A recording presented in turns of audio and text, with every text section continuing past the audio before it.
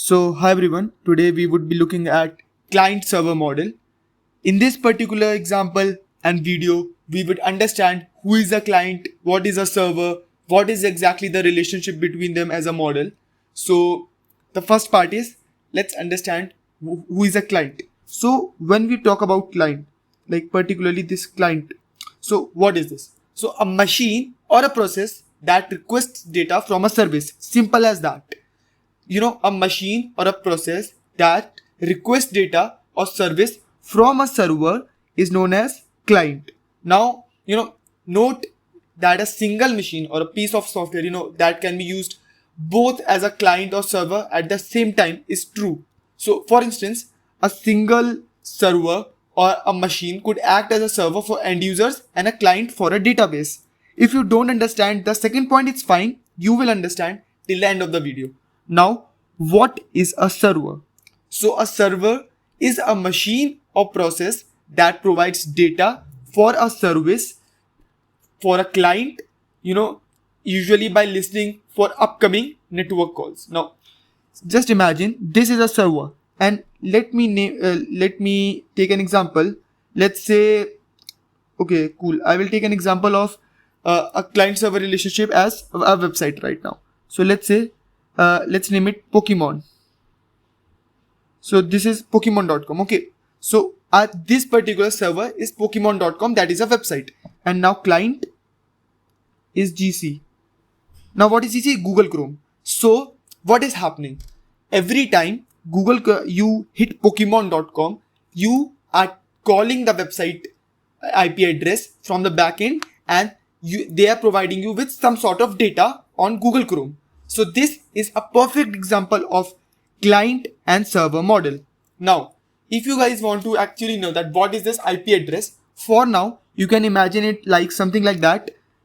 Imagine this is a stack, and inside this you have something like Pokemon.com, and you have an IP address of 23.1.6.4, something like that. This is just for the sake of example. Don't this is not a real world example. Now this particular address is given to each machine connected to the public internet. So the place where Pokemon.com has originally been stored, deployed, is given to each machine that is connected to the internet. So whenever you call Pokemon.com, you're actually calling this particular IP address. Okay. So now there is this concept of DNS. What is DNS? Let's move aside and let's take a different color for now for explain. So just imagine like this, it stands for short domain name system. What is DNS? Now it stands for domain name system. I'll just write it, domain name and system. So what is domain name system? It describes the entities and protocols involved in the translation from domain names to the IP addresses. So typically machines make a DNS query. Now just imagine this is your machine and this is your DNS. It makes a DNS query. It makes a DNS query. Now from this query to a well-known entity which is responsible for returning the IP address of the requested domain name in the response. Now you can think like this. This is the domain name system. You have a website X and the IP address. You have website Y. This is the IP address. This is website Z. This is the IP address. You can for now think it as a map. As a map where you have all the servers, like all the websites, and their IP address is mapped to them. So whenever you call a website name, the IP address is returned and you go to that particular IP address and all the information is displayed in front of you. So this is what client and server model looks like. So let me tell you, like let's take an example, one more example. This is a model, this is client, and let's take one more color. Yeah. So this is the relation and how it looks like, right? So let's go step by step. Okay. Now suppose this is our client and this is our server. Now just look at it very carefully. The first step, what is happening? It goes here like you are calling for Pokemon.com. The first step is, I will mark it as step 1. Step 1. Okay. So the first step it is going to DNS, domain name system. In the domain name system, it goes and it calls, okay, this is the particular Pokemon.com website I am looking at. Now it is something is returned from there, right? Something is returned, and this is called as step 2. Now this particular step, step 2, is nothing but the return of IP address. Cool. We went to Pokemon.com. We particularly requested for that. We got from the domain name system an IP address. Okay. Now what is step 3? This particular part is known as step 3. This. So what is happening in this? Okay, something happened. Cool, I will write it again. Step 3. So what is happening in this step 3? So this is where the HTTP request is made. Now in this HTTP request, we have requested something from the server. Now don't worry if you guys don't know about HTTP request. In the next video, we are going to talk about it. For now, you can just think it as it is Hypertext Transfer Protocol, and it is a very common network protocol that is implemented in top of TCP.